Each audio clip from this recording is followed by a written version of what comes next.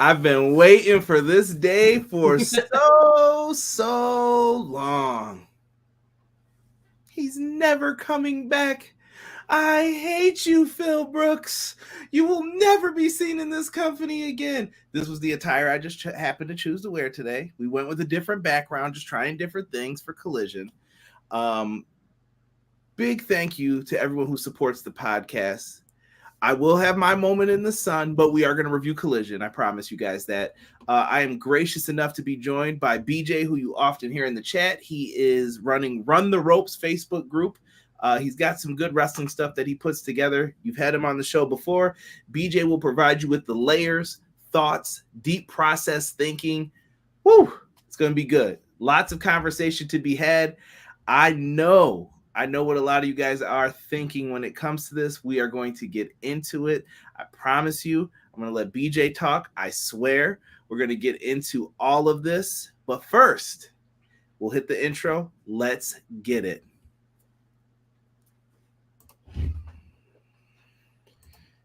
Everything pro wrestling, they can never be you. Listen to the podcast here for the people. The best show that's here, so listen in. Let the knowledge begin. The opinion and the lesson. Yes, everyday pro wrestling, they can never be you.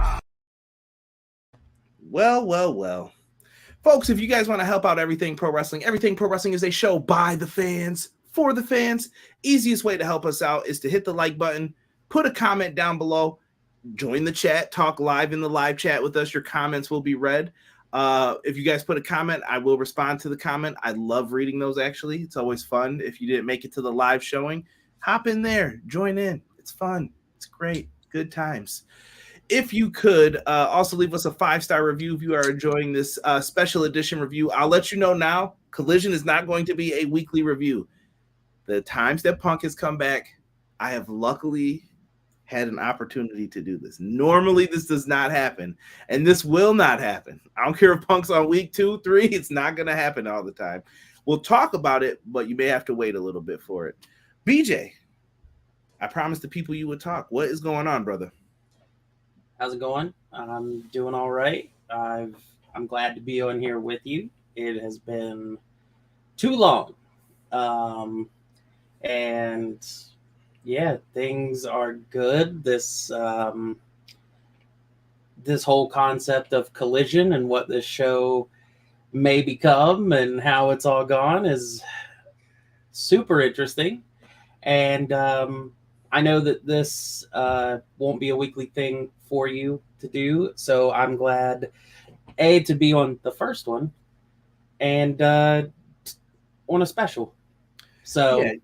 And who knows? Maybe if I can pop on again for a special one, I'm more than willing to do that. But we'll talk about that. We'll talk about that in the meantime. We got Collision here. I want to say hi to some people in the chats. I'm going to let you guys talk your stuff first. It's fine. I have no issue with that. I've always been fair on the show, but I will be giving out my final receipts about this subject tonight. I hope this is a dead topic after me and BJ are going to get into this deep dive, though, one last time. I was going to say... Duck the Elite Chants are gold. Yes. Funny that you said duck. It would be quack, right? Just saying. I don't know. I'm just saying maybe it correlates. The true Bill in a world of fake bucks. Of counterfeit bucks. Love it. The man has money lines. Here is Terrell. Terrell hates CM Punk. CM Punk, tell me when I've told a lie. Me and my family, you just did. This man threw shots at the locker room. What locker room did he throw shots at? He told everybody. That man was clear as day in that press conference. If he didn't like you, he said your name. In most companies, anywhere I've ever worked, if I got up and said, you know what, the top people who are working in this building, I don't like you, I'm pretty sure I have no fear of anybody else at that point in time. I don't agree with that. The locker room should be mad about that. He went on to saying, what's in the bag, Max? MJF will kick his blankety blank again. He did lose that dog collar match that MJF brags about a lot, though. I've always said that when MJF says that, I was in the best dog collar match. You lost. You know, in the back of my mind, I'm like, why is he saying all of this? And he didn't apologize for his comments towards Sammy, Darby, Jungle Boy, MJF, Ricky Starks, and all the kids. No apology. Hypocrite. I don't know why he would, because he's a supporter of most of those people that you have said, in my opinion, minus Jungle Boy, I think. But I think everyone else he's never said, I haven't heard him say a bad word about. Well, maybe MJF and the stuff he was pulling for a little bit there. I think Punk was annoyed with that too, but that's probably another story for another time. I got nothing else on that, BJ. Yeah, it's when the show intro was unveiled last night, which is great, by the way. Elton John, yo, listen, I don't care what anybody says. You can get mad all you want. Sir Elton John is one of the best musicians. This dude is a talented beast. Oh, yeah. It gave the show a completely different feel. But I did notice, because we never got confirmed that there was going to be a roster split. Toni said something, I think at one point he mentioned like a transfer portal or something like that, but he never said that how that was going to work. They were still figuring it out or whatever. But when you saw the intro, there's no Kenny. There's no Bucks. There's no Hangman. There's no Jungle Boy. There is Darby. Like, you do have Darby. So, like, and you have MJF in it. So, like, pillar-wise, you know what I mean? Like, but it does seem to... Oh, and no Jericho. And for so now. It's like, oh, okay. Listen, I personally don't think it's a good idea to do a roster split between all of this. That's my opinion on it. I think it's bad because now you're limiting yourself. If someone gets hurt, if something happens, why would you have? And if you're going to do a hard brand split, well, what are these guys fighting for? They'll need their own championships. And why would TNT, Warner Brothers Discovery, whoever you want to attribute this to, I don't know who's in charge of this anymore because of the name changes, but whoever is in charge of this big corporate conglomerate or whatever you want to call it, how do you justify not using Ring of Honor that had their own championships? You could have had the star power and just move it over like, nah, go get some different names and go build up something else. We don't want that Ring of Honor name. You know what I mean? It's weird. You could have had a library full of content too, but instead You're like, no, create more AEW. Well, in the same breath, you do have an interesting opportunity with the way that they have Ring of Honor. And now, like, this literally just sparked in my brain. So, like, this isn't something I've said on there. But you have, if you turn it into this and if you use it as such, which I'd say we're about 50-50 right now. If you use it as developmental, you have a long established brand that you have now modified into a long-standing developmental territory where you can say, before CM Punk was CM Punk, before Samoa Joe was Samoa Joe.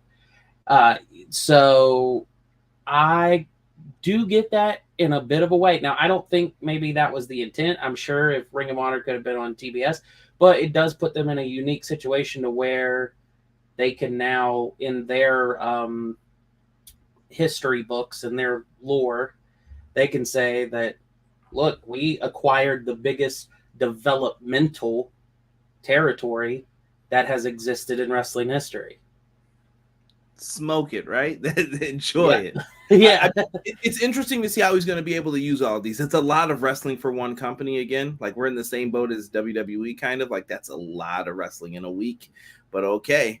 Gotta show love. Thank you to everybody. I'm going to try and get through everyone's comments real quick. Pro Wrestling Shoot, shout out to Jesse and James, said I'm here for a celebration. Good evening, everyone, from Matt Lopez. Let's effing go. Counterfeit Bucks. Eric Douglas said, bro, that felt like a 2-hour Rampage. Eric, I think you are tripping, my friend. I think you are tripping. Rampage has never been, it's been hot a couple times, but I don't think Rampage was ever, I don't know, man. I don't know. I like that. I like that show a lot, how they did Collision tonight. If they can keep that energy, I think I'll be fine. We got some more people disagreeing. Jocelyn, awesome first show. I thought Thunder Rosa was going to be on tonight. I think she's still injured, right, BJ? That's my understanding. Yeah. The last thing that I heard that came from her was that she's still like training and rehabbing. So like she's not back 100%. And the way that she keeps phrasing it is she still doesn't yet know if she will be, but she's working on trying to be. Like she really wants to be, but they're still like monitoring her progress while she's also trying to rehab and also do the limited amount of training that she can. Big get well wishes to Thunder Rosa. I told everybody that was going to be a sleeper match. We're going to get into that. Renegade L2K said Young Bucks. That is also the emoji for pervy JR comments. No. I think that one's the emoji for them on Dynamite this week. That's what we'll make it because they wore the cowboy hats. They did. They had their the whole get up on. Hung Bucks were in full effect. The Chicago crowd showed up tonight. They definitely they were acting very different than when the Elite were in the ring. That time when they did the whole bite and everything, I was like, the fans have even flipped. Weird. Those chops were nuts. People are saying, chat's going in. Hold on, what's Terrell saying? Like, who carried the match? It wasn't CM Snorefest. Oh, spare me. The crowd was hot for a tag. Come on. You tell me who else gets it. Sean Hubbard from Hubbard Wrestling Weekly. Clash of the Podcast is live every Monday at 6:05. I'm sure we're going to get Sean's thoughts on this. CM Punk did well. Wrestling is better with CM Punk on television. I hope it remains that way. Wrestling on Saturday night is a nice change from the norm. I like it. Good show. Renegade L2K said, I agree Punk should have lost. Yo, Conrad, you got something today? Oh, I got it, baby. I got the heat if it's necessary. Anthony Slate, what is good? CM Punk is the man, you know it. He said, hit him up, style beat. Chill. I don't want to go in. XG Dub, thank you. I appreciate everybody showing love. What an unprofessional, narcissistic jerk. Get him off my TV with the laugh faces. I see you. Tokyo the Menace, Collision was 10 out of 10. I like it, Tokyo. Coming with some positivity. Donnie Tarantino, what is good? He said, CM Punk fire. Appreciate you. Rick Joe, what is good? He said, sup, Conrad and BJ. Appreciate you, Rick. Appreciate you. Positive. I guess, listen, I'm just trying to see if we missed anybody. Earl Cole, thank you for joining us. AEW Collision was wickedly good. I appreciate that, Earl Cole. Much love. If you guys got thoughts, we're going to go through segment by segment, give our thoughts on all of this. Conrad don't have Dom heat. You can have all the heat you want. We're going to get into the article and all that stuff with it. So, BJ, let's kick it off with Punk's promo. We all sat here, bated breath, waiting, and I was like, nah, there's no way they're going to kick off the show with Punk, right? Nah, ain't no way. Ain't no way, Sway. Well, they lied. They definitely kicked it off with a bang. I was fearful. I was very fearful of what was going to be like, and I'm a fan. I was like, that was one of those, you sure about that? You sure that's the move you want to make? Like that's what you want to do? Oh. And he came out there. So do we have to give background? I guess the ESPN thing will be best to give some background on. Punk did an interview and he kind of spoke his mind. He didn't really give no comments. He kind of talked about the match with Hangman Page. Hangman chopping people across the face a little bit. I got feelings on that ESPN article.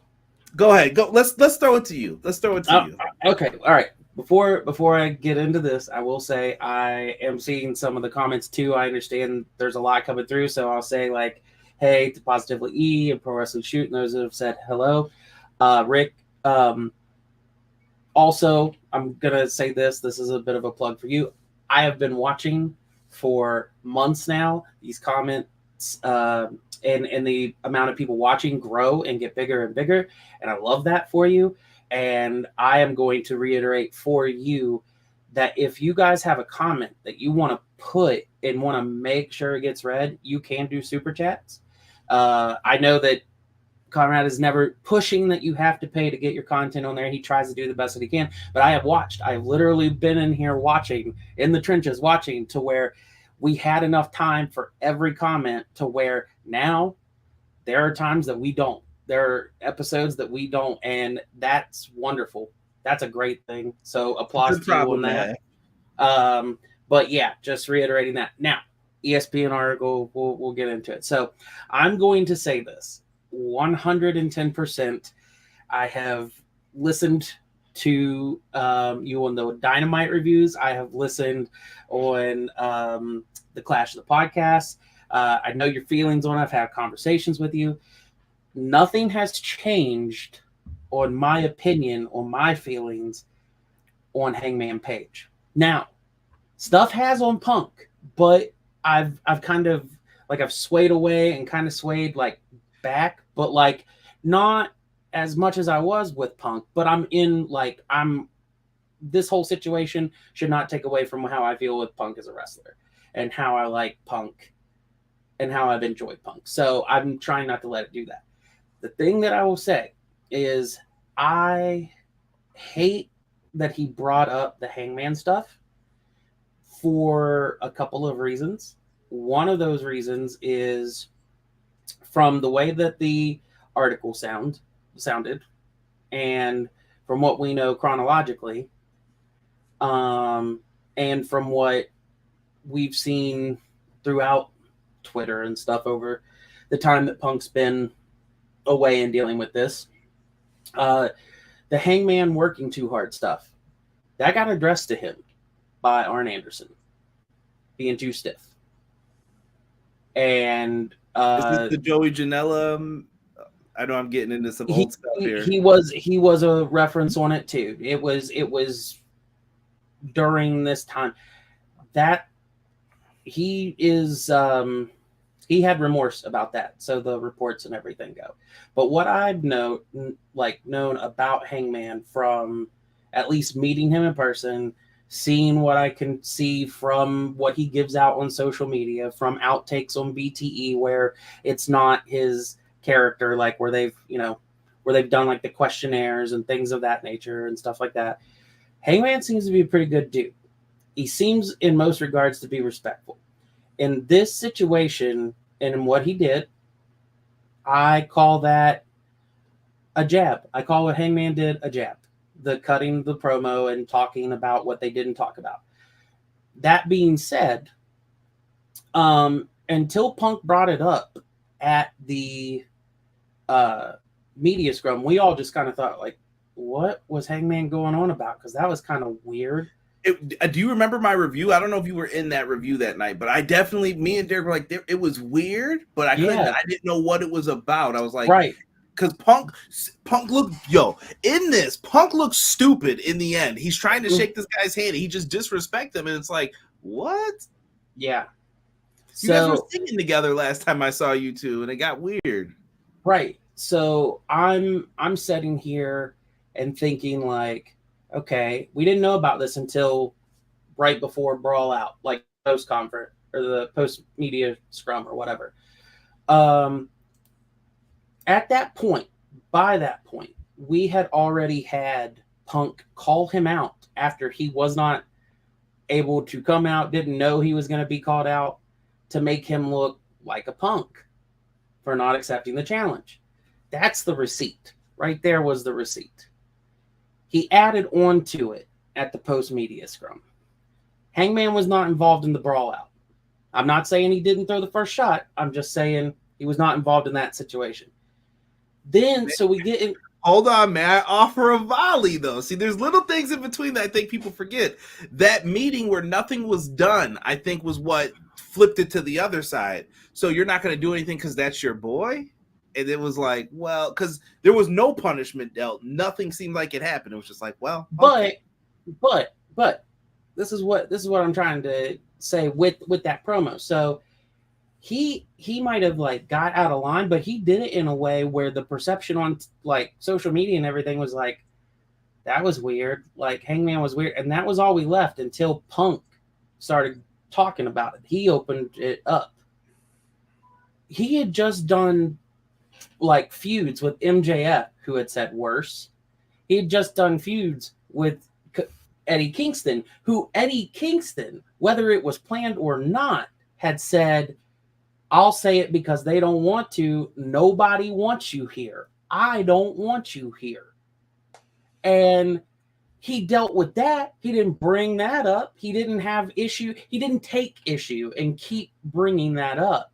But this one line by Hangman, which had everyone confused until Punk exacerbated it for the public.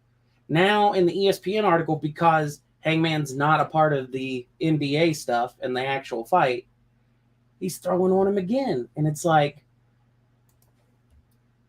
that was a layer that wasn't needed, man. Like, and that's me saying this as like, I'm reading this article and I'm like, all right, what is Punk gonna say? I hope it's not anything too bad. I'm just excited to see him back. I want to see how the show goes. I want to see how he handles this. And then basically what I get from it is I'm going to take an extra jab at Hangman, and I'm going to say that we've already been told that we're not going to make this storyline. And I'm like, well, so you're throwing away money, and you took an extra jab at one of your company's biggest baby faces and has been booked as such since the start of the company. I think that the Kingston and MJF stuff was different. I think they talked about those things being said. Oh, I'm sure. Yeah, I'm just saying that when you don't do that in pro wrestling, I feel like if you did that to me, I don't trust you anymore because you're going to take liberties to get one over on me in front of all these people. So what's going to happen when we're in the match? Are you going to deck me for real? And then the chop to the face, which I think Hangman did it on purpose? No, 100% no. But once they got into it, chop to the face, bro, you screwed up big time. Like now Punk's wondering, because in the whole match, did you notice hesitations? Even on neck breakers and stuff, it was off like a second or two because I think Punk's like, what are you doing? Okay. All right, I'm trusting you. Don't mess with me. And you could just feel it throughout that match. That wasn't the best match those two could have had, I feel. No, it definitely wasn't. They could have had a great match, but they probably didn't communicate, called it in the ring, and then it led to some mistakes happening. And then I'm sure Punk's like, yo, what are you doing? Right. And but that's what I was saying. At the end of the day, and this was my big thing of it, is I'm glad Punk is back. I'm glad to see him back. I want to see what he does. I would love for there to actually be storyline out of this, because honestly, if there's not, we got a whole bigger problem with this company on our hands than if we did run it.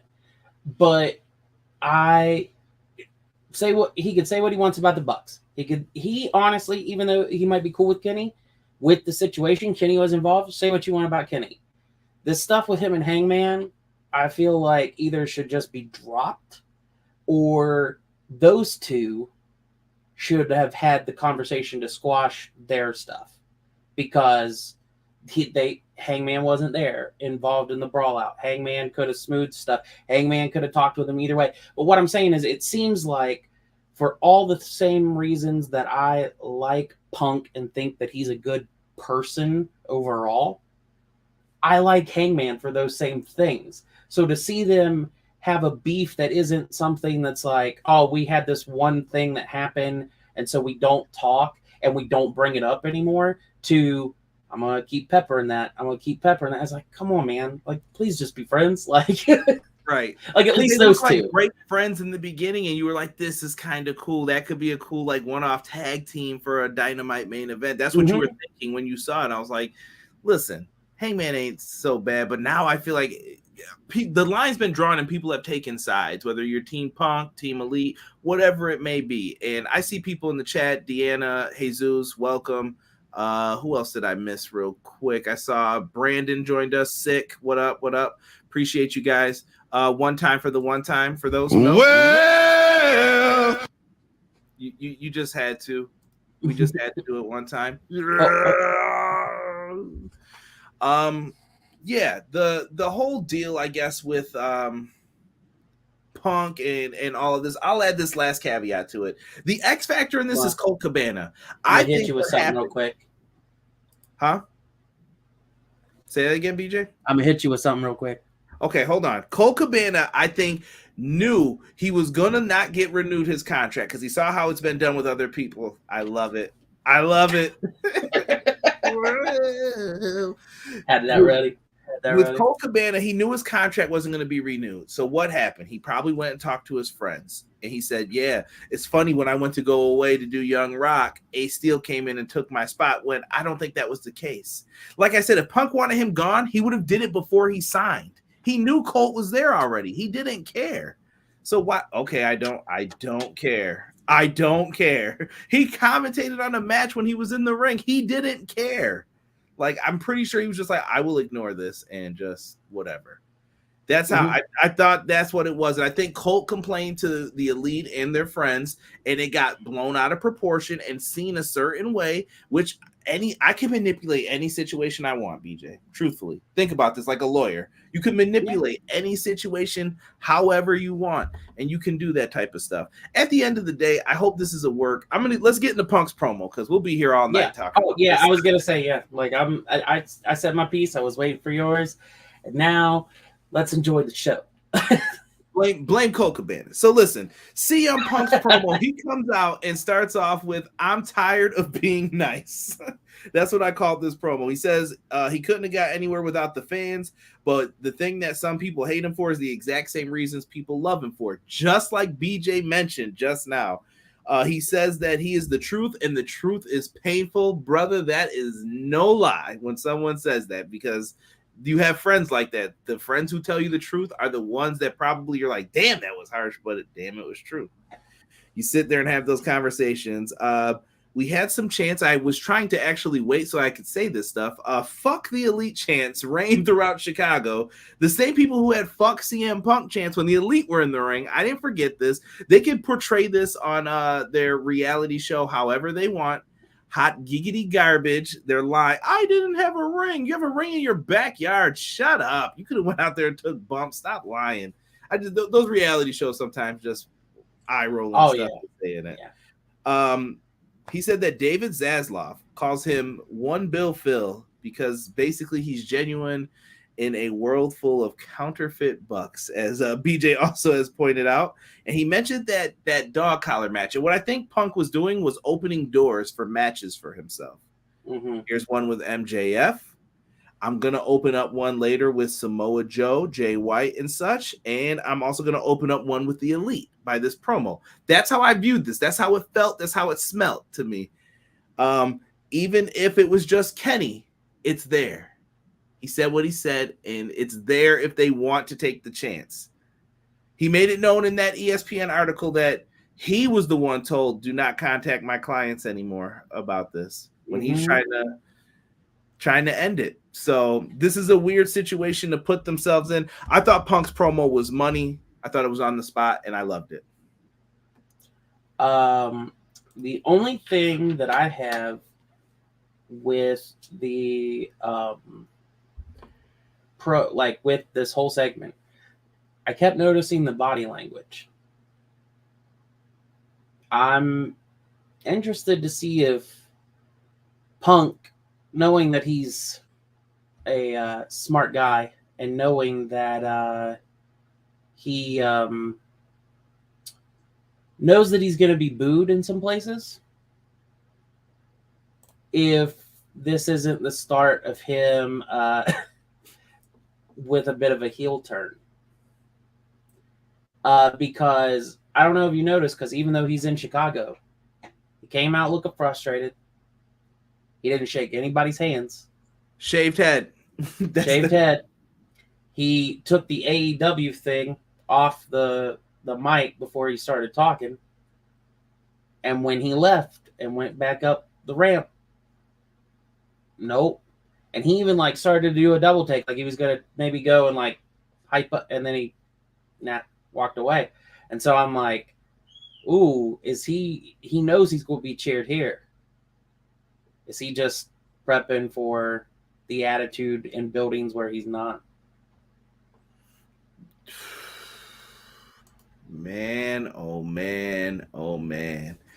Let me see here. Punk and FTR grabbed the LGBTQ sign off air. You know how some fans will react to that. I don't give a damn how they react to that. It was on their gear tonight. Did nobody notice the back of their gear had the pride colors on it? So I respect them for that. You know, much respect. And you know what? Kenny did the same thing before too. So I got nothing but love when it comes to that. He says that he brought out wrestling shoes and I loved it. And he said, until you can fill my shoes, I ain't going nowhere, basically. And I was like, damn, that was good. Because the whole time when he cut the promo, I'm like, why is he wearing these shoes around his neck? The bag thing. So he said basically he had his championship in the bag. And I love that he did that he brought out a bag and did that. And I also thought maybe that could have been a shot at Kenta a little bit, asking for like, oh, I want the bag. Maybe the bag was right here. It's always been right here. So maybe they can get that in there. I think if you can get Punk on that card, listen, I'm tired of paying for AEW shows expecting Punk, and I haven't gotten Punk once. I had him on commentary in Rochester. Give me CM Punk. I was like, oh, All Out, he's definitely going to be on the show in Buffalo. Womp, womp, womp. I was at the show where they announced all the suspensions and took the play and everything. What the hell? I can't catch a break with that. Were those the same shoes he wore when he broke his ankles in? Come on now. That's the ultimate hater stuff. And the whole, people want Punk to get injured. Like, I'm like, you guys are talking it into existence at this point. Let the dude just come back and let's see what happens. Technically, the boot that he got injured in, they were Danhausen's. So Danhausen cursed him. Just saying. Yep. Blame Danhausen. Pepsi Phil. I wish Derek was here so he could do the that. Let's get into the rest of this card because there'll be more time for CM Punk in the main event, of course, because that's how we roll. One time for Derek, Regina. Make sure you guys get your tickets for Collision. Just had to say that. I only had to do the snicker just for Derek as well. I had to every time. Derek, grow up. It makes me think of that Family Guy joke. Oh like where they just gotta say a word and it makes Lois lose it. She's like, Peter. Like, yeah. Like that's what that word is for Derek. For real. AEW Collision Saturday night. Wardlow, the TNT champion, versus Luchasaurus.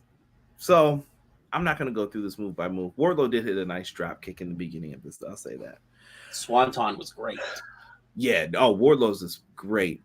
There is an issue with how we book Wardlow. I don't get what we're doing here. I'm just going to cut to the chase. Luchasaurus is a better wrestler with Christian. Wardlow can't keep the TNT title to save himself. So stop going for this thing. And I'm done with him at this point, winning this title. He gets cracked in the head by Christian with the camera. Did you see what move Luchasaurus hit to win? I missed it. It was like, didn't he hit like a forearm in the back of the head? Maybe. And then he pinned him after that? I thought. I don't think it was another choke stand. I saw the camera shot and then he pinned him 1, 2, 3. That's all I saw. Christian is a little Weasley bastard and he found a way to do it again. And I love after Luchasaurus. How did Luchasaurus become a singles champion before Jungle Boy? I don't get it. Luchasaurus wins it. I love that Christian took the belt. It was like, he looks like he's in a video game and he won, and Luchasaurus has to hold him up. It's the CLB. Yes. You know what? I still stand by this, and I told Pro Wrestling Shoot this in our group chat that we have talking about wrestling. They should have flipped these matches as well. I said the same thing with Jericho and Cole. Like the mixed tag should have been on the pay-per-view, and Jericho and Cole on Sanctions should have been on Dynamite. And I feel Christian and the ladder match should have been the opener here, and then you should have flipped this match to be on that card that was already kind of yeah. That's my opinion. Yeah. And I love Christian too, Jocelyn. I love Christian. Don't get enough love. Captain Charisma. Looking for the peeps. My poor War Daddy. I'm telling you, ladies love Wardlow. Yeah. I just can't believe they gave that damn dinosaur the title. Talk to TK, bro. I got nothing. I blame MJF for the downfall. Oh, Don't get me. That's another thing in the whole Punk thing that everybody forgot conveniently. Like, remember when MJF walked out on everybody? Remember when MJF almost screwed Wardlow? I know he put him over like $1 million, and Tony's booking is also partially to blame, but people forget a lot of the stuff that happens with it. You know? Yeah. I'm glad you admitted it, at least. Thank you. Hate. Need that shirt, BJ. We got to get that. We have a good one. We're past the 10-minute mark, and this championship is effing worn out. Tammy Sitch, if you will. Oh my, Miro is the best champ the TNT title had. Man, it's getting dark side of the ring up in here. AEW After Dark here. Yeah, listen. He won the title. Is this the end of this feud, or do you think Wardlow just gets this right back? Like, what are they doing? He definitely isn't done with Christian. But whether that means he's shifted the focus and he's after Christian, which means there's no TNT title match, and Luchasaurus moves on to something else, maybe Jungle Boy. I don't know. Yeah. I don't know what they're doing with this. At this point, though, I'm like, let's move Wardlow into something else. That's how I feel. Let's just move him on. Get Christian, Wardlow, and that damn dinosaur off my TV. Work, everyone. Definitely need that shirt. Best TNT champ was Mr. Brody Lee, B-Boy Skyline says. I did like him dumping that crusty, nasty like plate dish over Cody's body. He had such a strong victory for that belt. Was great. The boyhood dream came true for Christian. Rob is saying no to that. He still stands on Miro. Wardlow should be going after MJF. I agree. I think it's time to put the belt back on Hobbs, though. Someone said, or his coattails. I like Christian. I'm not going to get to the whole Christian and Edge thing tonight, but that's what happened. Next up, we get Powerhouse Hobbs announcing he's in the Owen Hart Foundation Cup. I guess I wish they would just call it the Owen Hart Cup. It'd be way nicer, but the Owen Hart Foundation Cup tournament. It's going to be good. I like that they started giving us some names that are going to be in it, and it sounds more star-studded this year. Sounds like they're trying to really beef this up to be something. Well, I mean, they're doing like the whole tour of Canada while they're doing like the shows. It's starting and ending in Canada. I don't think every show that they're having is in Canada where they're doing the tournament, but I know the start and the finish is definitely in Canada. So, yeah. I think they're trying to make it real big. We'll get to that, Jocelyn. I promise you. Yes, he's in the cup as well. We're gonna get through it. Let me get to this next match real quick. Let's talk a little. I told y'all this was gonna steal. This is the sleeper match, in my opinion. I love this. I don't know if you feel the same or as strong as me with the BJ, but Buddy Matthews, or as he was called on ring announcing, Buddy Murphy. I love it that someone said that. I still call him Buddy Murphy to this day. I don't know why. Versus Andrade. Yeah. No, Dasha, when she Buddy Murphy, I was like, wait, what? Dasha can say whatever. She can say whatever she wants. That's all I'm gonna say. Dasha can say whatever she wants. But yeah, I heard that. I was like, that's not his name. Like, So Andrade came out. I like the new mask. He finally had different pants that weren't going to tear off, I noticed for once. Even though we definitely saw them yellow draws throughout the match. He may need to put a belt on or something with it. But Andrade was out. He had his working boots on. He had me thinking he was hurt at one point. That's when I was like, yeah, he's good. He's really good at this. Yeah. And once again, I was watching with a casual. Mother-in-law was here. I love her reaction. She probably doesn't even know she gets mentioned in my show all the time. So I like watching because she doesn't watch it every week. So she's like, who's this? Who's this guy? Why does he come out with that? Oh, he's going to take the mask off. Because she was like, what is this thing on his head? And I'm like, okay. So she doesn't get that he's wearing a mask. It's a mask. And then she saw him do the La Sombra pose into the ropes. And she was like, wow, that was really good. And she was so impressed. Versus me, I'm like, yeah, I've seen it 1,000 times. Cool, great, wonderful. You forget how impressive that little stuff is. So it reminded me like, that's pretty impressive, dude. Make sure you're paying attention to this. Shout out to whoever had that sign too in the crowd for Buddy Matthews about Rhea Ripley and Dominic and the mommy being taken and all that. That's got to make this dude mad, but he's going home to Rhea Ripley, so there's no complaints, I would assume, on his end. Can't be. And as BJ would say, the bakery is probably open for him whenever he wants. So get them cakes, bro. Get them cakes. They just let Dom sleep on the couch. Oh, Dom. Silly Dom. I love that he always talks about being in jail too. I'm always like, I know that dude ate McDonald's that one night he was there. Just show it. Just show he asked for a Happy Meal, and that's what he ate that day. I think they cut in like a promo like that very first week that he was there like for like less than an hour, like 54 minutes or something. And he was like, well, those 54 minutes. I was just like, right? Yeah. Charlotte's husband versus Rhea's second boyfriend. Terrible. Listen, this match was really, really good. They told a great story with the dragon screws to Buddy's knee. Buddy's knee was injured. He put him in the figure eight, and then it went. I don't know if I said this on the podcast, but I swear to you, I said this to Derek, Rob, and a bunch of other people. This match was leading to exactly where I thought Andrade, Roosh, and Drag Listico or Preston Vance are going to go up against these dudes, because that's where the only way I saw this going, bro. Mm-hmm. And it was money, man. Andrade used the figure eight to win, and Charlotte's retweeting it. What world do we live in where this is all right? I'm shocked. The husband and wife share the same finisher. Now we got to see Murphy win with a riptide. Yeah. Let Dom sleep on the couch or watch. Come on, that just made me think of that Dave Chappelle skit. Hold the camera, Chuck. Andrade's using Charlotte's figure eight. Or what was that? No, that was the Mad Real World. Shut up and hold the camera. What's up, Katie? If you know, you know. Following up from that, House of Black shows up. They're there to deliver the ass whippings. We're getting big kicks, beat down to Andrade from Brody King. I like this. I thought it was well done. And I think this show is going to elevate. So people just think, oh, this is only for Punk. This is for Punk. This show is going to help the problem that Tony has. There's nothing for House of Black to do. No, you need to have storylines on a 2-hour show. So now they've got something to do. Ricky Starks has something to do. The Acclaimed will always have something to do.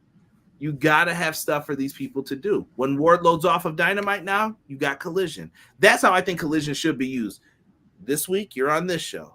Then you're on this show. Because Punk's going to want to be on Dynamite. You know it. Yeah, I think they're going to hold him off just a little bit. Yeah, for now, to see if they can maybe smooth things over. But you guys know when you go to Europe, we're all here. How's it going? How you doing, Chuck? Matt, Nick? Hey, wait a minute. I want to talk to you guys for a second. You got to see them. There's no way. Yeah. I'm just chilling in the office with Tony. Punk, I'll meet you downstairs by the ice bath. All right, bud? I'll talk to you there in a second. We're at the Bucks right now. You can't be playing this espionage stuff. All right? You got to show up and do what you got to do for this. So that'll be season 2 of the reality show. Oh goodness, I can't wait for that, man. Call that man Cookie Matthews. We do not kink shame here on Everything Pro Wrestling. That was funny though, but we do not kink shame. All right, you do you, Playboy. That's all I can say. The really real world. Connor, what is good, man? Appreciate you hopping in here and joining us. You guys are coming with some good comments, man. I love you guys for that. Thank you so much. If you haven't, like, comment, subscribe. Appreciate you. Did we cover everything? Do you have anything you wanted to add to that match? I thought the match was really good. As you said, I thought Andrade was like actually hurt there for a minute. So like, yes, I agree with you and Matt. We don't. But yeah, I would like to see these guys continue to do stuff. Like, I'm glad that we got the ending that we did with House of Black showing up, and giving him a beatdown. Yes, right. Pineapples. You gotta be in the live chat to know what we're talking about right now. Deanna said good match though. Yes, Deanna, I did see your CM Punk comment before. I know you said go away. I saw it. See, I mentioned him. I mentioned the bad ones too. I'm not just covering it up. Next, Scorpio Skye promo. I felt like the graphics were a little off on this. Something like I thought someone else was coming out, like the lights went out again, but then we just cut to a Scorpio Skye promo. It felt weird a little bit the transition to it, but whatever. And maybe that was because Scorpio had the gimmick of the whole like snap your fingers and then the lights go out. I'm happy he's going to be back on TV because I've been wondering where he's been for a while because I haven't seen him since the show that I went to where Wardlow beat him for the title. What do you know? Wardlow's like a 3-time champ now, and here he comes, finally coming back. Yeah, we got to stop with this TNT title. We have to just chill out and get plans for this. I feel like Tony just made it the belt like the European title that would just change hands just because. Like, I don't care. Let's do it. Change the belt tonight. Who's gonna stop it? And then he made the international be the equivalent of the IC. So yeah. Dustin asked, did the words yes or no pop up on the screen again tonight? I did not notice that again. I think that might have just been a production glitch. I do think it was just an accident. Tony Nese and Smart Mark Sterling are in the ring. Everyone in Chicago's fat. Yawn, yawn, yawn. Actually, Tony Nese is I think, where's he from? Is he from Strong Eye? I think so. He might be from Strong Island. I don't remember where he's from. Maybe Manhattan at the toughest, but this dude comes out there and he's talking about how New York is better. Good heat for that one. Then they got pissed. Like, okay, buddy. I saw the dude with the middle fingers in the background. He did that a lot tonight. Dude in the white shirt, he was just sitting there. I'm going to just put up the pinkies, but he was like sitting there the whole time like this. Anytime someone cut a promo, middle fingers up, I was just like, all right, dude. Tony Nese comes out and he is going to keep talking all this stuff, and we get the return of the Redeemer, Miro. It felt good to have him come back. I like it. I could put the graphic up. We're not going to. I don't have it handy right now, at least a good looking one. So Miro dominated, and that graphic would have been up longer than this match was, in my opinion. Miro crushed him. I'm glad he's back. Well, how did you feel about Miro? He put someone, RIP to the Iron Sheik. He put him in the camel clutch, broke back, make humble. That's it, man. That's all I got. Yeah, I'm glad he's back too. I don't like how they brought him back. You thought it was just too plain Jane? Too plain Jane, and this is not me talking up Miro because of what Miro did or said before he left or not wanted to do plans or whatever. He needs to be at a bigger place. He needs to be taking someone else down, not Tony Nese. Tony Nese, what's Tony Nese done in AEW? No offense to Tony Nese. I like Tony Nese. Tony Nese was one of my favorites from the Cruiserweight Classic. But what's he done in AEW? And Miro came across in this as a face. Yeah. So maybe that's why they did it. I don't know. But I feel like this is kind of like Tony extending the olive branch, saying, like, let's work together again. I think his discipline was over for that. Like, you don't want to agree to it? Okay, I'll call you when I got something for you. I got a lot of other people I got to write for, though. And Miro kind of paid the price. It was like an injury. He was gone as long as Punk. Think about that. That's a long time to not have him on the show. Miro looked really good. Did wish he had a new entrance, though. I liked it, though. I thought it had a little more pomp and circumstance. Maybe he had that pyro before. It's been so long since I've seen him. I don't remember. I hate it when they bury Nese, though. Yeah, I mean, I think Nese is the person you want on ROH. He's the guy that they should be working with as they come up through the brand. Rob says, as a hefty brother myself, I do agree with Nese. Put that deep dish crap down. Miro squashing a guy who didn't need to be squashed. Miro should be after Orange Cassidy.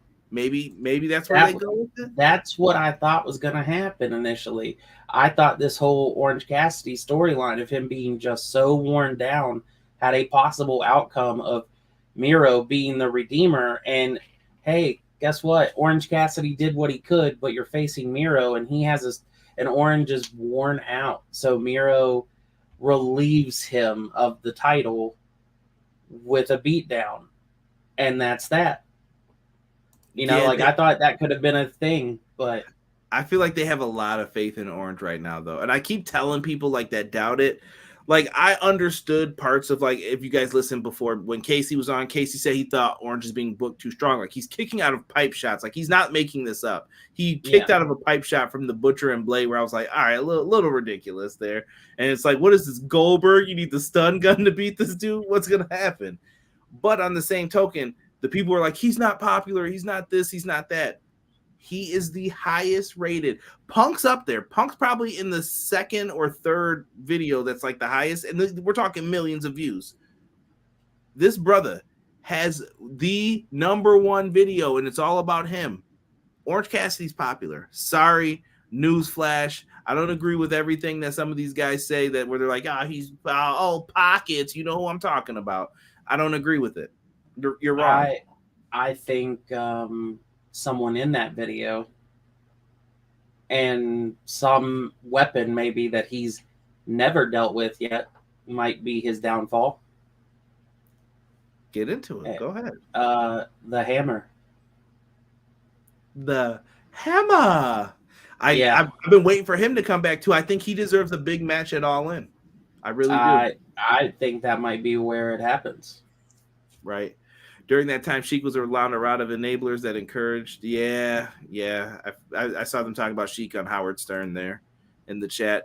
OC's been a great champ, defending it all the time. That is true. Orange Cassidy is literally world champion material, and he's been a strong international champion. But by All In, he should be losing it to Miro. I think who is the Hammer? Pac. Someone said Greg the Hammer. Yeah, Greg Valentine coming out of retirement. I'm gonna put this damn figure 4 on you, and you gonna tap out. No, we're talking about Pac. If you guys remember the hammer that was being used in all those matches, I think he's still dealing with a broken nose or trying to recover from it. He had to have surgery because of the way the breathing was. That's why he had that mask during most of that best of 7. And then he's been gone. Yes, MC Hammer. Yes. But to piggyback off of Dustin's comment about world champion material, if you remember, it was the pandemic Double or Nothing with the triple threat. There was at one point, even with me and Kenny being like the belt collector at the time, I honestly thought like Orange Cassidy had it, and like it was such a close near fall. But like the fact that I initially looked at that match and was like, yeah, there's no way Kenny's losing here. But that match, like the match made me believe that it could happen. I think with Orange, so there are weird things with Orange. There have been times where I think like him doing the lazy stuff makes people look weird at points in times. Like I watched Khan and Toa. They look like fools at one point in the ring where I was like, all right, you don't do that with them in this way, in this manner, because they're going to go back to ROH and have to be like, we're the 6-man tag champs though. And you're running into each other and bumbling around. But I do think that this reign is establishing Orange as a threat.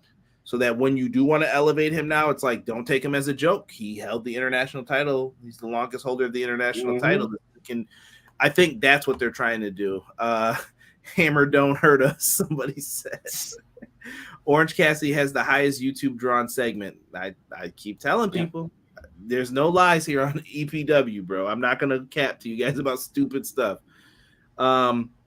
Just like if you ask me, do the Young Bucks have a top 10 AEW match? I think they have at least 2 or 3 of them. If you ask me if my top 10 AEW matches, I could probably put together a list. They're in them. So don't think it's just, Conrad hates them all. Not true. My favorite match. Yeah, my favorite match of AEW is the Elite. It's Hangman and Kenny versus the Bucks. Such a great story. Great story.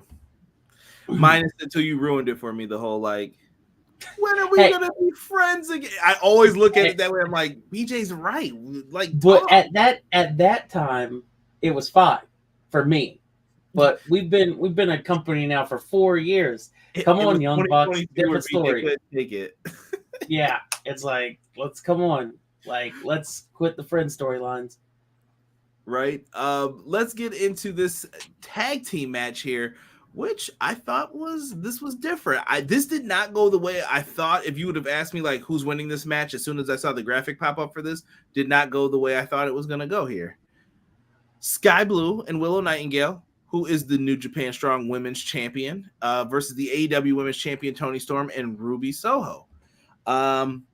I like this tag match. I really do you feel like this story is taking a backseat? This is going to be more so about the outskirts of this than the actual match. Has this storyline taken a backseat to you with Ruby and like, where's Dr. Britt Baker? What are we doing with this? It feels like it's been all paused. Yes, I think so.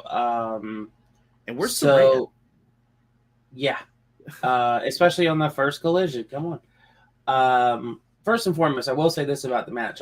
Like, I enjoyed most of the match, but early on, right at the start of that match, there were two back-to-back spots that I was like, oh, this might be a disaster. And it was like Ruby getting thrown into the guardrail by Willow. She came in at like this awkward angle on her collarbone and like neck. And I was like, and the very next second, Skye Blue goes for like her Karana off the apron. And like, I don't know if she just slipped or whatever, but you heard, and it was her head that hit that mat. And I was just like, oh man, this might not be too good. But it ended up working out just fine. And I was very excited that Skye Blue and Willow got the win. I like the way it turned out. But yeah, the storyline. I feel like this is leading to Forbidden Door. They're going to do Willow. This is why I think they're getting away with the pausing it right now. Because like Matt said, it sounds like Saray is dealing with an undisclosed issue. I don't know what that is. I'm not going to speculate on what that is. That's her business, her time. Willow versus Toni could happen. And I think this is where you have to try to elevate Willow. And does it have to be for the title? No. Could it be? Maybe. Maybe you decide which belt's going to be on the line at Dynamite or maybe Collision next week. But I think that's going to be the match that they go for at the pay-per-view. If they can't get Stardom or anybody else to join in. I was going to say the hope at this point is that Kairi can answer somebody and make a match. But I don't know. Yeah. It was fire, bro. But Ruby just takes bumps like that look like, my neck. Don't do that, Ruby. You're scaring me. This show doesn't need Baker. The rest of the women's locker room needs to show out. That's not what I'm saying. I'm saying the storyline, though, that they had in there, Jocelyn, was like, it's been paused, kind of like, we had Jamie Hayter get hurt. Things kind of dissolved on that front. I think I truly do believe, like, not just you putting it into the ether. I think you were right. I think you were on to, we might get a blood and guts match, a 5-on-5, and now Hayter's out and whatever Saraya's thing is. So it does feel like we've just kind of like, okay, this is a back burner story now. And then if we can get there in time, we'll put it back in the front. If not, it is what it is. Listen, I know a lot of you guys are pissed Jamie Hayter's hurt. I agree with you. Jamie Hayter being hurt sucks. Totally sucks. But what I think we need to do from this is realize, I think Jade's the person to fill her void on the good gals side. As I wrote down here, good gals win. You go over there, put Baker, and then Jade is the reluctant one to join, but then becomes your Incredible Hulk. Like, okay, I'm in here. I'm with you guys, and now I'm here to destroy. You can book her like that, and it will work because you need to pause her going after the Women's World Championship, I think, for a little bit, maybe a year, 6 months or something. Let her work with these people now, and she's going to get elevated again. It's steps in pro wrestling. It's not like I'm good now. No, it's you climb, and then you get there. That's what I miss seeing in wrestling, the chase towards becoming the champion. So that's what I think is going to end up happening. But if Jade's out, Saray's dealing with an undisclosed issue, you have Forbidden Door. This gives you like a month. Like, let's get it together, and then we'll come back on this, and let's rewrite the story a little bit and make it work. Matt Lopez says, Kairi, I hope, takes on Toni, but Willow versus Toni would be a great sub. Yeah, Jade should be faced. Originally, I heard the rumor were plans of Mercedes versus Saraya, but I don't think that can happen due to injury and all these other issues right now. But if she shows up, I'll take her coming out on stage. You know, I wouldn't be upset with that. They can do some things. I'm going to do this for Derek, Jocelyn, so don't get mad at me. For the Owen Hart Cup, we get a promo next from Ricky. I'm just going to make myself wait for it because I just don't want it to. Spanish. I don't agree. Cut off there. Perfect timing. Ricky Starks announces he's also in the Owen Hart Cup tournament. Like I said, this is giving some positive vibes. I'm really digging this. It's going to be fun. I like that he's going to be in it with, like I said, Hobbs. We got to start putting some people in these meaningful roles. Like, let's get them on the cards and let's do this, man.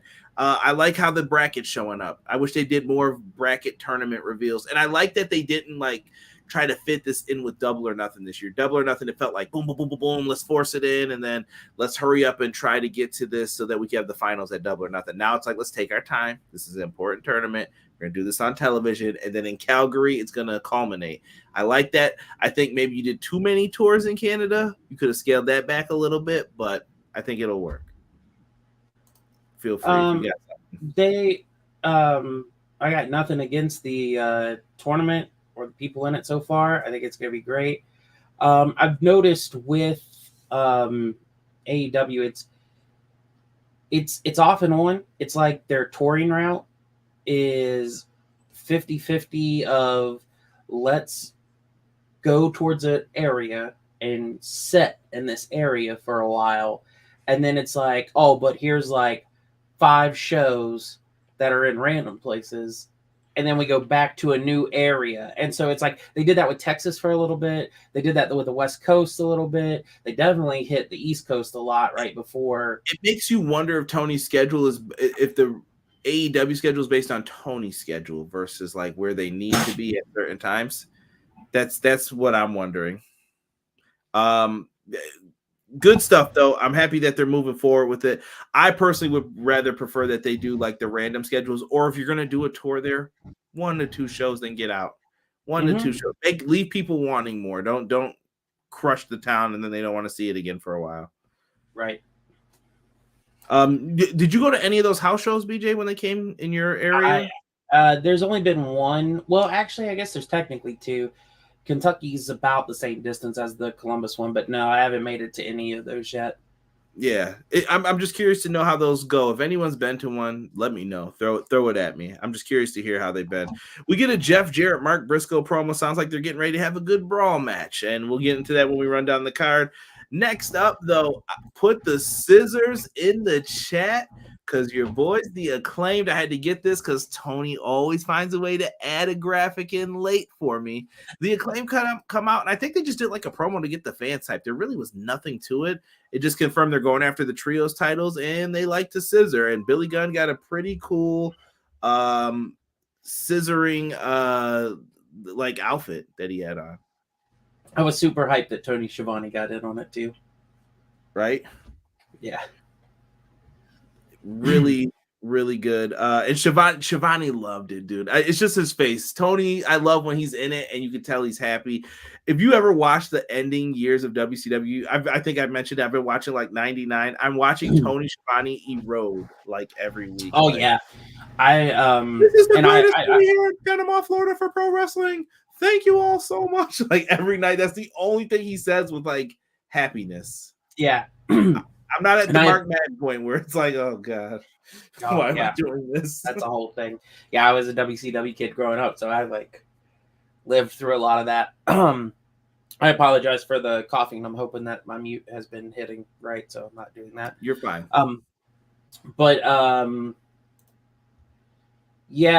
Tony has said even on like his podcast about 99, 2000, he didn't want to be there.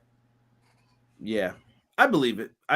He says that he thinks they're trying to get touring together with Double J, but isn't that how touring works? You sit in an area, then you move to the next. Is WWE not do that?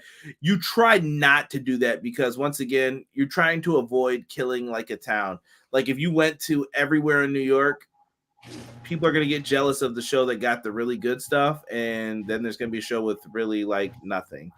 And you're just basically, then no one's going to want to see it for a while. And then if you have people who travel to go to the other show, you're tiring them out to do that. You run into some issues with doing that. It doesn't work. It's worked for AEW for now, but I think now they got to change their strategy a little bit.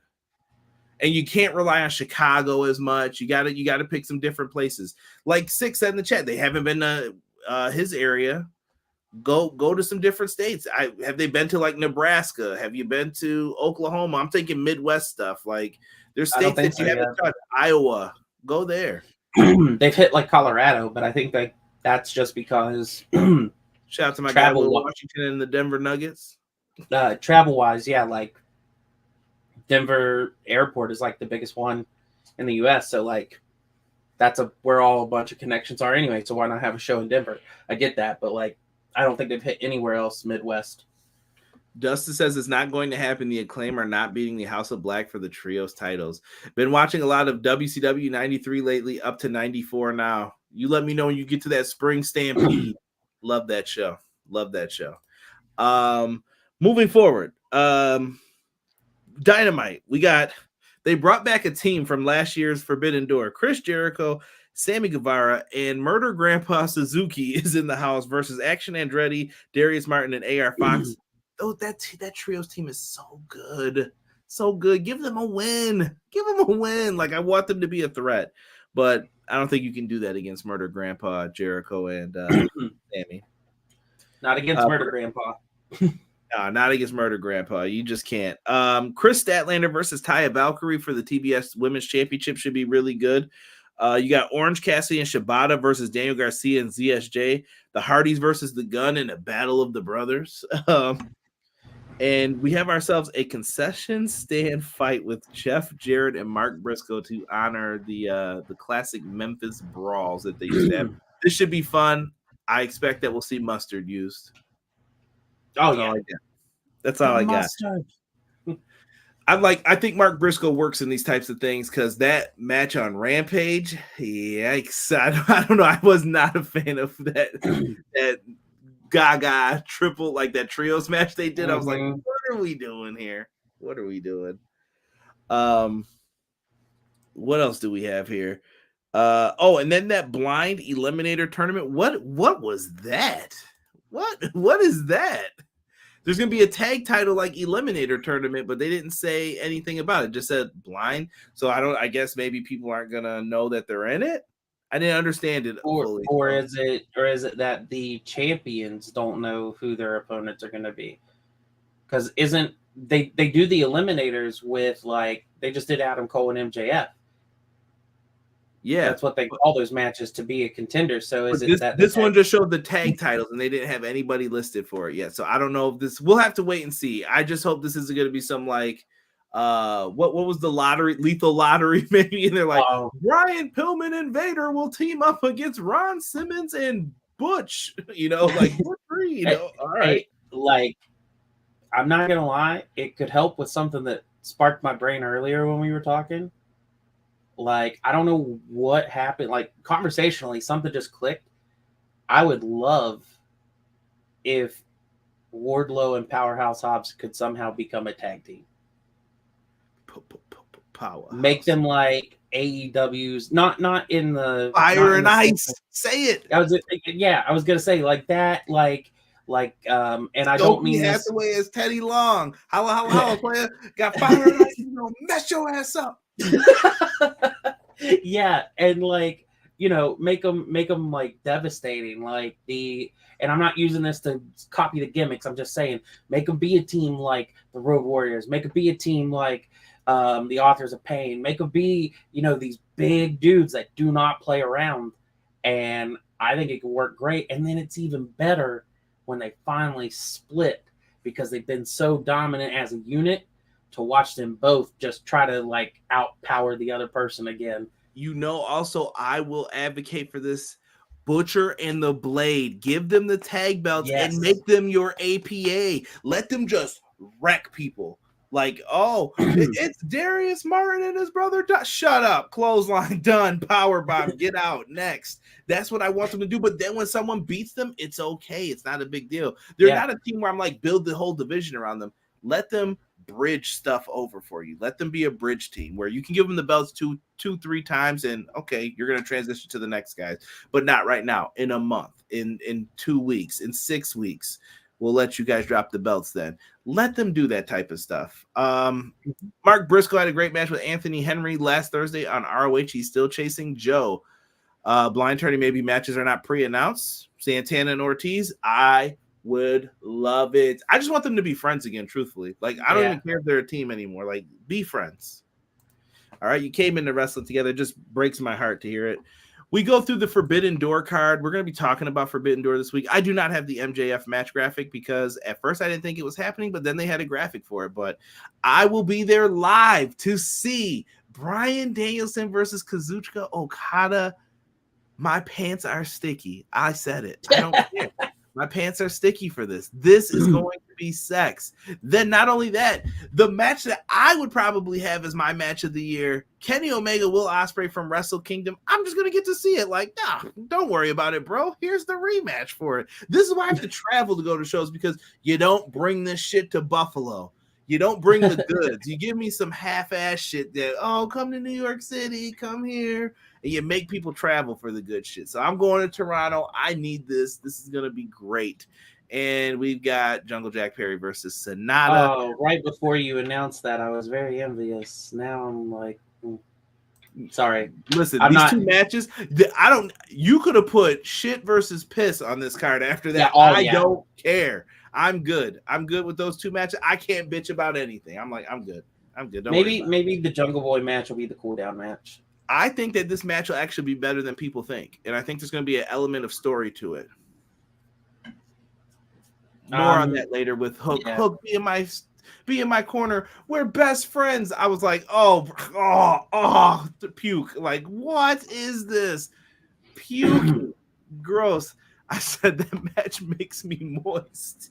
This is in Canada. Yes, it is. I will have a Canada Dry just for you, Dustin, when I'm there. Lucky SOB Conrad, you will be seeing this live. We need that women's match announced. I think we'll get it on Dynamite and Collision.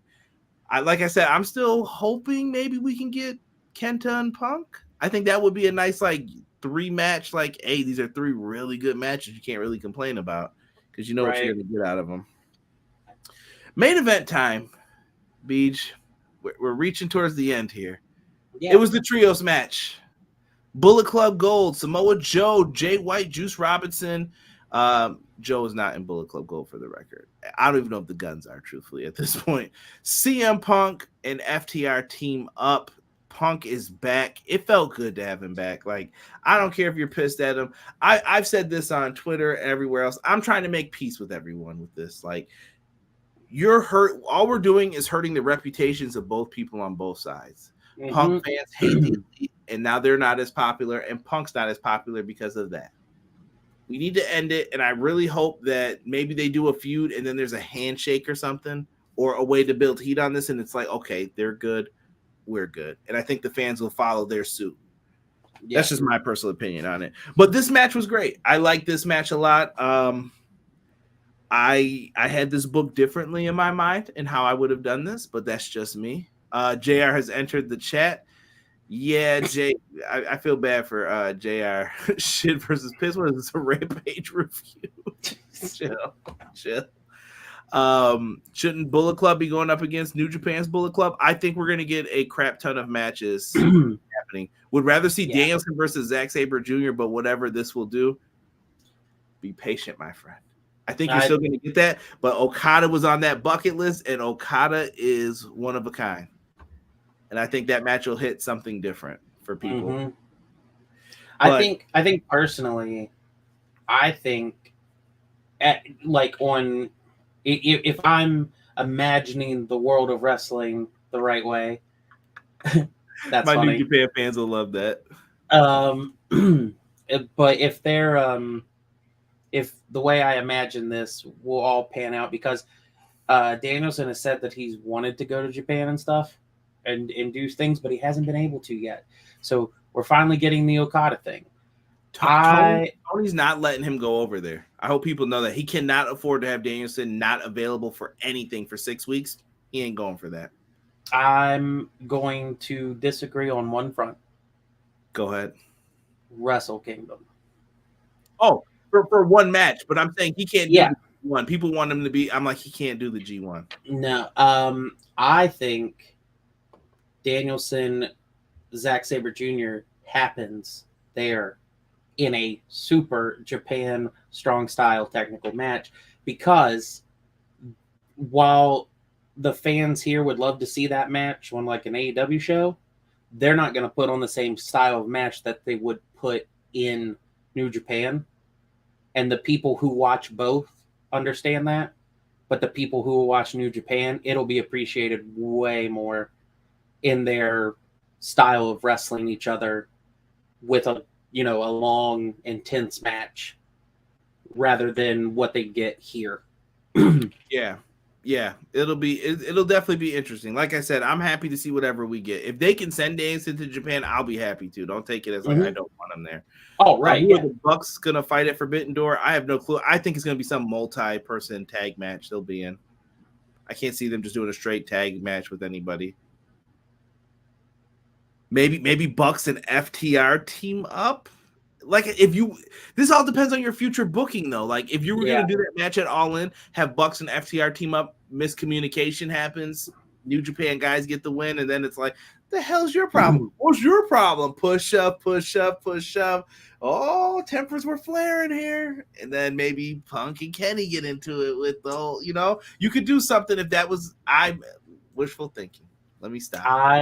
Hold on, save it for the end, BJ. Let's get to the main event real quick. Okay. Because we definitely skipped over this. I'm gonna put this graphic back up. Why? Just because it makes me happy to see this graphic back up. The chop exchanges were great in this. Dax Harwood. I'm gonna jump all the way to the middle. I do have this in here that when Samoa Joe got in, he started tearing CM Punk's ass up. He was chopping the shit. He was like, "Welcome back to wrestling."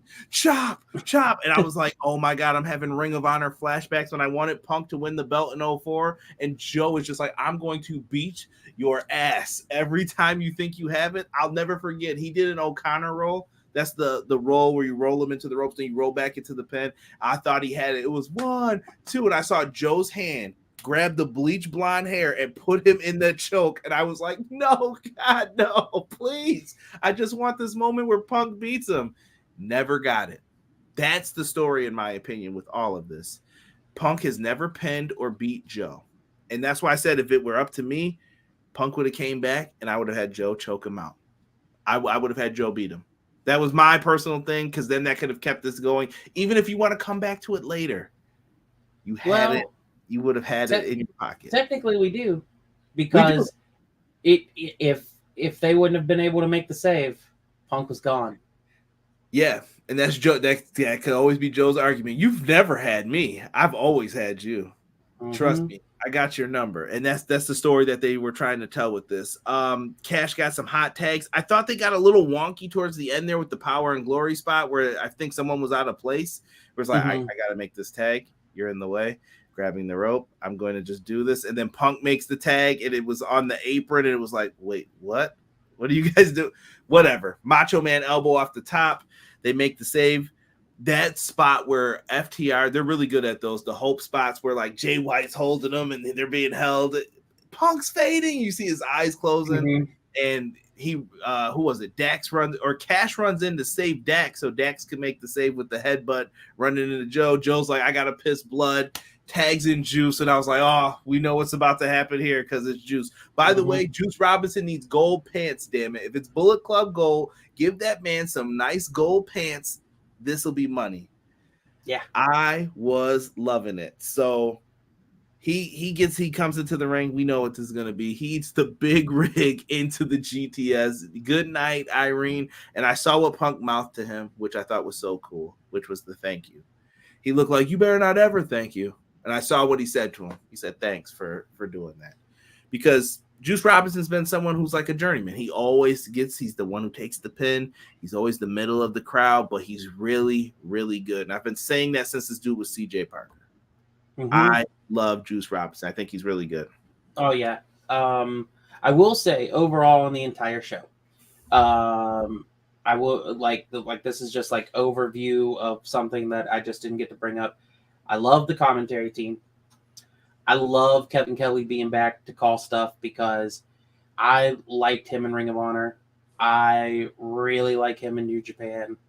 And he does bring a different perspective because is this permanent, the Kevin Kelly thing? I've been wondering. I really hope, because he brings this perspective of he mentioned how many times the TNT title has been defended.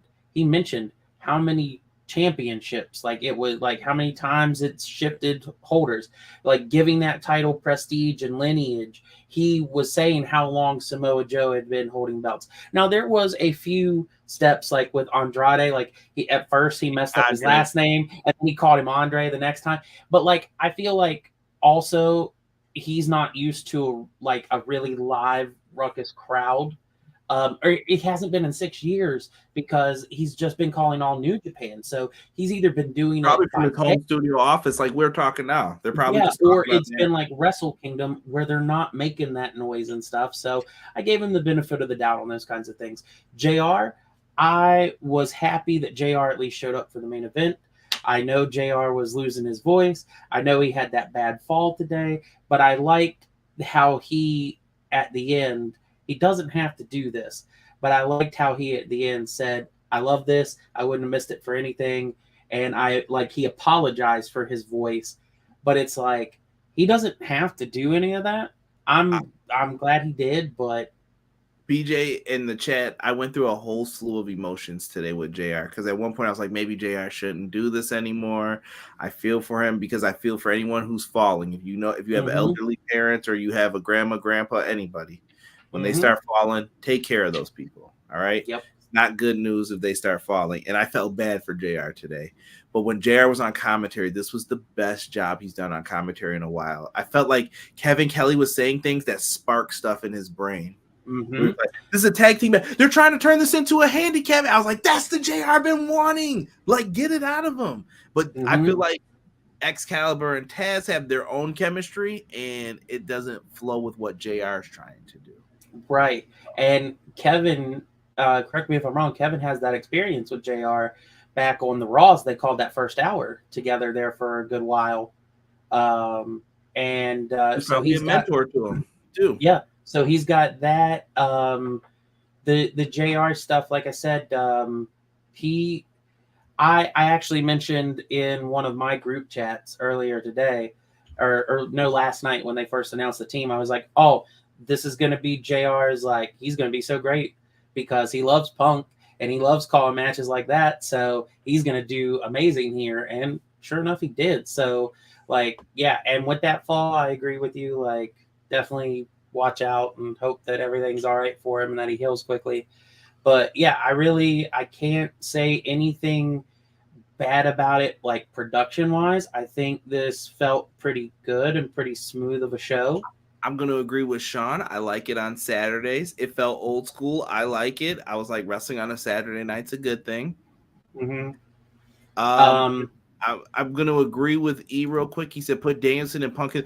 Here's what I'm saying. With Toni can do these things. I feel like Tony's afraid to do these things, though, because like, I need you just in case. Like, I need to have you.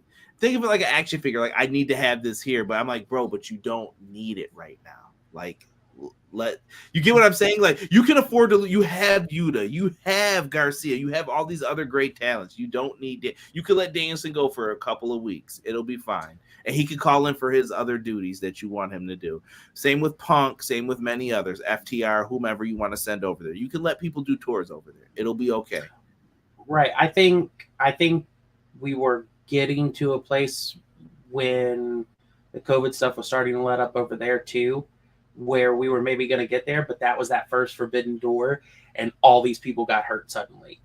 And I think like he might be quote unquote gun shy to doing it right now because he went through a situation where, I had guys who were hurt a bunch. And then it was like a few months after that, he had 4 big stars have to be suspended. And so like every time he's had like an up of, you've got all these people, something has quickly taken someone that he's had dramatically change some stuff. So he might be a bit gun shy to do it, but I think he should too eventually, if not this year, next year for sure. Hashtag shit happens is what I'll say. If Danielson survives next year, get Danielson versus Sabre Jr. on Dynamite or Collision, I'd be fine. You could do that on Ring of Honor. That'd be a great way to get people to spike up some buys real quick. The Elite versus House of Torture. No. Oh, fuck House of Torture. I'm so sick of that group. I like some of them, but I'm like, dude, no. They're the shits. It what? They're the shits. Oh, I yeah. said it. Like nobody wants them on their screen. It's because you could tell they're really trying to put evil over, and you're just like, it's not working, bro. They had opportunity, and then the way they went about it ruined him. It absolutely ruined him. He could have been way bigger than what he was. Like, he was on the rise. He was going to be, and then the way they did it, because of, I get pandemic booking, all that, but the way they did it, it killed him. He's done. Like, yeah. Yeah. The commentary team with Kevin and Nigel on Collision. Kevin will still do New Japan. I still need Moro Ronaldo. I don't know if Moro wants to call wrestling at this point. I would love Moro to, but I don't know. I think JR actually, whether it was on his podcast or in like a tweet, gave. Can you still hear me? Mm-hmm. My mic went weird for a second on my screen. Gave like a thing about Morrow, saying that like he liked Morrow, but he didn't suspect Morrow would do it because Morrow doesn't like to travel as frequently as the wrestling would make it, because he deals with anxiety, and that's all very valid. He stepped away from like popping up at shows and stuff for a lot of things because he was taking care. Was it his mother? Yeah, someone was sick in his family, I believe. And he stepped away to like take care of them. And I think he's done a few shows since then, but they have been, they've been like a special one night type. You know what? I would be fine adding him to that mix of that team for one night. Have Moro Ronaldo make a big call. Definitely worth it. They could do that for All In. Ooh, special team just so that it's fair. I like that. Mm-hmm. I like that. Yeah, I had that feeling. I know I crack jokes and fun, but I love JR. He's the voice of my childhood. Plus, that's someone's grandfather or someone who misses his grandma. Take care of the elderly. Appreciate that, Sick. Have Dick Togo manage Wardlow, please. We got the Hamburglar arm taking care of that right now. Tokyo the Menace doesn't like House of Torture. Send Evil somewhere to learn a new hold. Evil sucks. Title reign sucks. Man, wait, he lost to Io Skye? Oh goodness, I didn't know that. If that's true, yeah, I didn't know that. We won't bring it up. But BJ, I want to get your final thoughts on what could possibly be happening at all of this Punk Elite stuff, because you kind of have a theory, and I kind of wanted to close out with that with you guys. Leave your Collision grades down below. I'm going to just say this is a thumbs up show. I'm looking forward to Collision. Keep this going every week, though. Don't stop. But this, my rating for this show is this was a quality family night when you were the kid at a Pizza Hut restaurant. Ooh. That's where I'm giving this. So glass light fixtures above. Oh yes, absolutely. Dusty with the string on top. Mm-hmm. Yeah. So just blow it off your pizza, kids. It's fine. Got the little collaring like on the back of the menu thing. Yep. Yes. So but the potential on where this goes, if it can lead to this subliminal image that keeps showing up sometimes around here of Punk and Kenny, has a mind of its own. I don't know. I think Sean's controlling it when it happens. No. We can just blame Sean Hubbard Wrestling Weekly, Clash the Podcast, live every Monday, 6:05. Kept it up for the entire what are you cooking? What's book in mind BJ cooking, though? So I think for All In, this is what we do. That is the main event. It is Punk and Kenny. We do bring out the quote unquote dirty laundry because we know supposedly that Punk and Kenny are cool. Like, if you want, I hate to bring it up in this manner, but if everyone's fine with it and legally they can, they could have Kenny and Punk have to interact for some kind of situation, bring up that they're okay with each other, and then like Punk be a total dick to him, and he just says, you know what, I shouldn't have picked up your dog. I should have just let whatever happen. Could you imagine the exactly? That's like the most simple thing, and it's like a John Wick thing. Yep, and then Punk is infuriated, and it's on, and then all the then we can make all the remarks we want and bring it out because gloves are off. You just threw them off. All right, let's do this. All in, and I think that is a great way to go. I don't really know what else we could put as another huge main event from just two AEW talents that we haven't seen before or couldn't potentially be big enough to, be the feature. I think we've got Pac lingering, whether or not he's back before the show or back at the show. I think he'll be there. I think Toni, especially when he said bringing back the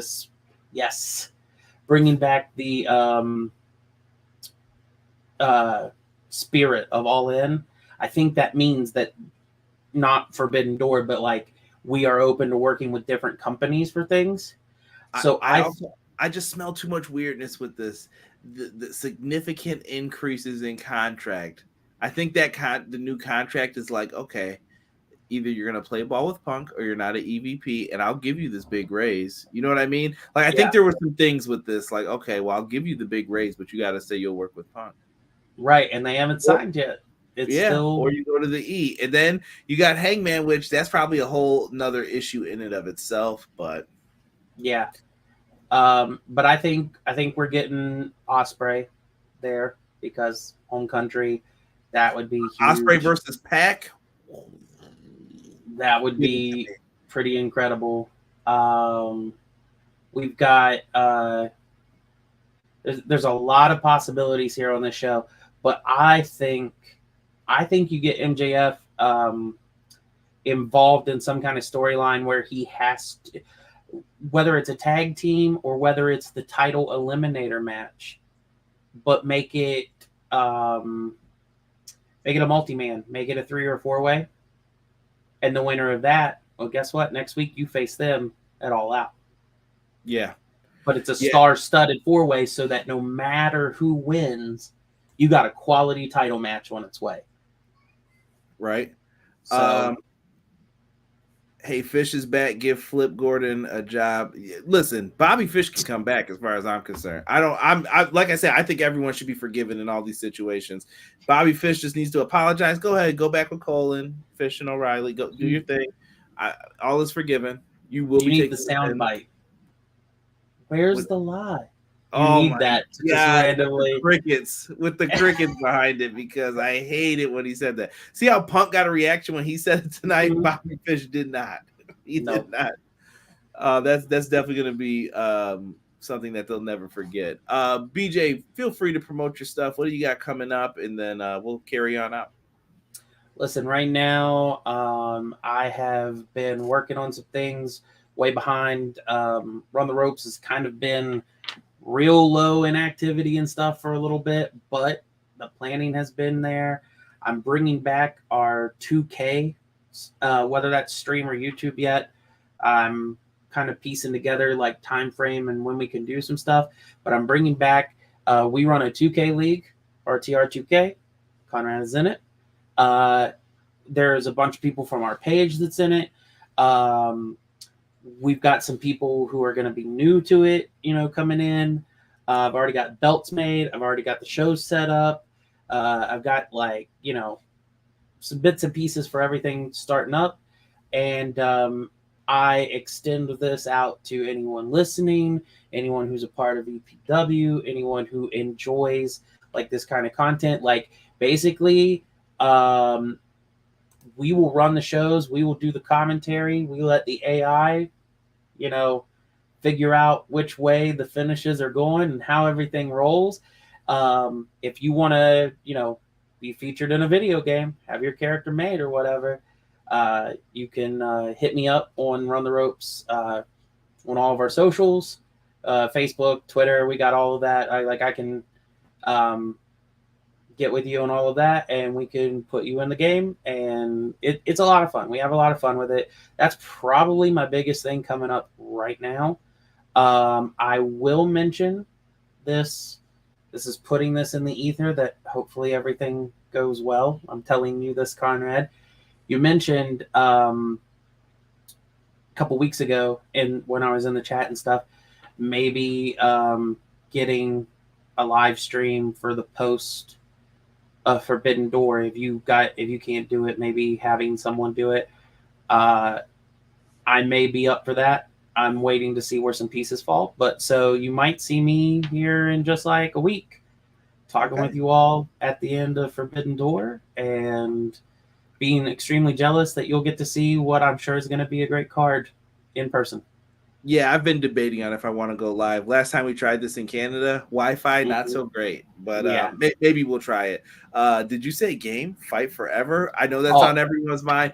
The ass whooping for Derek is coming. That steak, egg, and cheese bagel is going to be the worst thing he ever ate.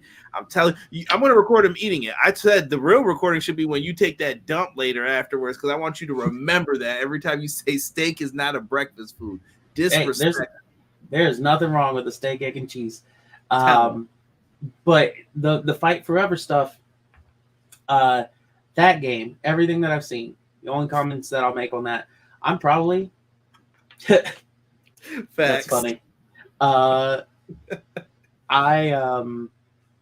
I'm extremely excited about this game. The more and more I see, I'm ready for it. I almost thought when they were like saying like character suite and stuff that like create one, like, oh, maybe I'd like move the league over that. I am not. This game looks like one that if I, or probably anyone streaming it, they are not going to be running some kind of league. They're going to be having fun. You're going to see people just having fun on this stream, which is something I don't want this to sound like a jab, because it's not. They both have their own respective realms in video game world, but they're not running a show. They're not running a simulation. They're having fun with their wrestling games like we used to back in the day. They're having 20-minute matches where the person just mashes the buttons well enough to get that kick out at 3 when it's like, how, you're in the blue. Like, come on. Like, what do I got to do? Yeah. And you might throw like gasoline on somebody and it blows up. Yeah, exactly. You never know. Those mini games looked hilarious too. So yeah, listen, the game's gonna be fun, and also don't forget they're having season content come out. So maybe if you say you don't like something, it'll happen. And I actually have a video that I'm trying to put together, but it's gonna take some time, and I want it to be like under 10 minutes. So I'm gonna try and put together a pretty cool video to present some ideas. Just be patient with me, and we will try to get that out before the game is released as well, before I leave for that. So hoping by next week I can have everything complete and finished with that. Me and Derek will do the Dynamite review. Me and Hubs are going to go live on Monday for Clash of the Podcast. BJ, you are the best. I thank you for any time you do a show for us, a podcast, whatever you do.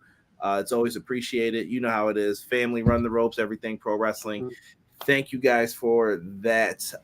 Macho Man elbow drop from a flying helicopter. Yeah, why not? Why not? Add it in. It couldn't hurt, right? Pragmatic side step of 2K, BJ. LOL. Hey, them both, but did I say pragmatic? I meant pragmatic. Holy smoke. Yeah. This one, you know, like I said, that we have fun with our 2K League stuff. But like that's from a commentary perspective. We're watching, it's spectating. It's just like being a commenter for a wrestling show, and that in itself can be fun and interaction with people. But this is hands-on fun, and it's different. Yeah, I'm interested to see how this game goes. So stick along, follow for the journey. Everything pro wrestling, run the ropes. BJ, I can't thank you enough. For myself and my tag team partner, BJ, we are out for this episode of Everything Pro Wrestling special Collision review for you guys. I won't be here next week. I'm doing a wedding. I don't even know if I can watch Collision live, truthfully. But I will be around. Catch you guys during the week for our usual weekly shows. Clash of the Podcast is up next, 6:05 Eastern Standard Time with Sean Hubbard this Monday. Thank you guys so much. We are out. Peace.